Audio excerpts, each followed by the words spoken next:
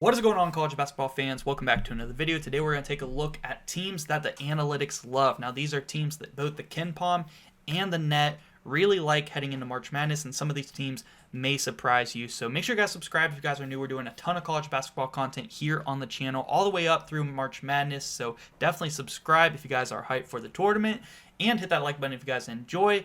And without further ado, let's get it started. So the first group of teams we are going to talk about are the national title favorites. These are a group of 4 teams that are all the top 4 ranked teams in both the KenPom and the net rankings. And 3 out of these 4 teams are top 10 in offense and defensive efficiency based on KenPom. Now, and we're going to group these teams all together for our first spot. And those teams are Auburn, Duke, Houston, and Florida, who are all ranked 1 through 4 in the advanced analytics. Coming in here at number 1 was the Auburn Tigers. Now they have the number 1 offense in the country and the number 13 defense in the country, and they are the only team out of these 4 teams that don't have top 10 in both offense and defense. But like I said, number 1 offense, number 13 defense, and they are number 1 in both the KenPom rankings and the net rankings.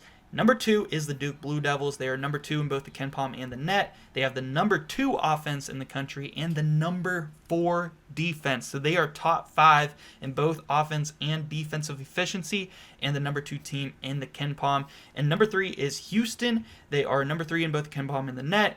Number 7 offense and number 3 defense. Now I knew that they would be a top 5 defensive team, but considering how efficient they've been on offense for this Houston team, who is usually a good defensive team, very, very impressive. They have really good shooting this year from guys like LJ Cryer and Emmanuel Sharp, and they have good point guard playing from Milos offense and defense. And then you got Florida at number 4, who is both number 4 in the KenPom and the net rankings. They are the number 5 offense in the country and the number 7 defense in the country. So I grouped these all 4 teams here together for our first spot of this video because these are kind of your obvious picks. Like, of course, the analytics would love these teams. They're the top 4 teams in both the KenPom and the net rankings. These are huge national championship contenders, your top contenders in my opinion, and they are coming in here at our first spot. Up in our number 4 spot of these top 5, we do have the Michigan Wolverines. Now, Michigan was actually surprising. They are a very balanced team. They're coming in here at the number 20 team in the KenPom rankings and number 17 in the net rankings. Now, that seems about right for them, but why I decided to put them in this video is because they don't really seem to have that huge of a weakness. They are the number 20 offense in the country and the number 22 defense in the country, and I give a ton of credit for them being so balanced from their new head coach, Dusty May. I think he has done an awesome job given the talent that he does have. They do have 2 7-footers down low. That is definitely going to help your defensive efficiency, but the coaching and the play calling, the sets that they run from Dusty May, giving some playmaking responsibilities to Danny Wolf has really opened up this offense. They have good shooting.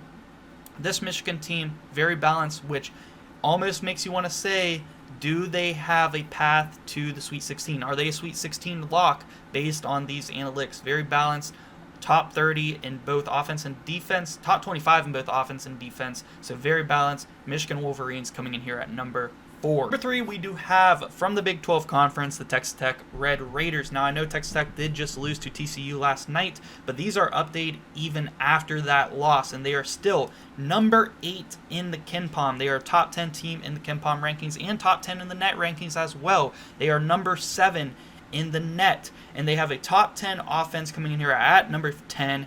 They have the number 10 offense and offensive efficiency on KenPom and the number 33 defense. So that is very key as well. You want to have definitely a top 50 in both offense and defense. They have their defense there at number 3. So you'd like to see them get it up a little bit, but that's still not a bad defense, especially when your offense is scoring so many points. So Texas Tech is a team that I could see, as long as they don't have an off shooting night or a night where they're not scoring much offensively, they could, in my opinion, similar to Michigan, I think that they are looking towards maybe a Sweet 16 appearance at worst. But they could meet a high defensive team that could slow them down, which they did beat Houston already this year on the road, who is one of those teams that have a very good defense. They were number 3 in defense. So Texas Tech, they are definitely a sleeper in my opinion to make it maybe all the way to the Final Four. 2,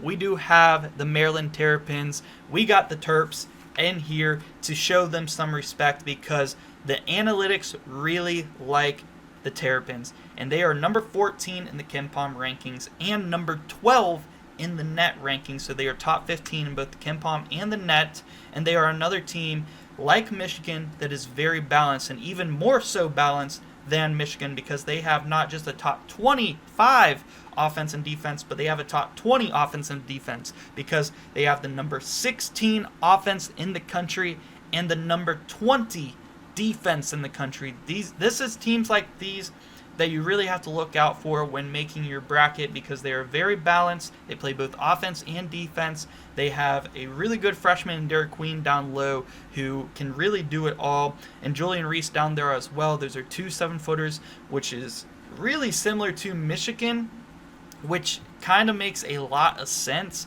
And like Michigan, I feel like Maryland looking like a Sweet 16 team 100%, and maybe even looking a little further if they can get the right matchups. And next up, coming in here at number 1, this is the team that I thought would surprise a ton of people, but the analytics absolutely love them, and that is the Gonzaga Bulldogs. Now, Gonzaga has had a down year for Gonzaga this year. They're looking at, around an 8 or a 9 seed in March Madness right now, according to Joe Lenardi, Jerry Palm. Pretty much every bracketologist out there is saying they are around an 8 or a 9 seed for March Madness right now. So for them to be this highly rated based on the analytics is really telling me something, and they are ranked number 11 in the KenPom. You would have never expected it, because they are nowhere near the top 25 rankings in the AP poll or in anybody's rankings, and they are number 11 in the KenPom, and they are also number 11 in the net rankings. So those are 2 systems there that really like Gonzaga. They are number 9 in offense, so they have a top 10 offense in the country, and the number 42 defense, which is still in that top 50 range that you really want to make sure you have in order to make a deep run in March Madness. So this is very interesting. I think that this means that you almost want to pick Gonzaga for sure in the first round if it is an 8-9 matchup, because the analytics really love them, and they're telling us to take them. And maybe if they can get the right 1 seed matchup, could this be the team this year to knock off a 1 seed in the round of 32 as an 8 or a 9 seed? The analytics are really making me want to pull the trigger on that, depending on which 1 seed they go against. So I would keep a lookout for that. Could Gonzaga be a sleeper team this year with the team that they have? They have a true lead guard who is a senior in Ryan Nembhard, who is one of the best playmakers in college basketball. They have 3 really good front court players, including Graham Ike, who has been killing it. And they have really good wings, role players, with Battle and Nolan Hickman. If those 2 players can really turn it on during the March Madness tournament, I could definitely see Gonzaga making a sleeper run from that 8-9 spot. So let me know what you guys think about these teams. The analytics, absolutely love them. Do you guys agree with the analytics, or are you fading them when you do make your bracket this March? Let me know down below in the comment section, guys. Make sure you guys subscribe for more college basketball content. And yeah, guys, thank you so much for watching.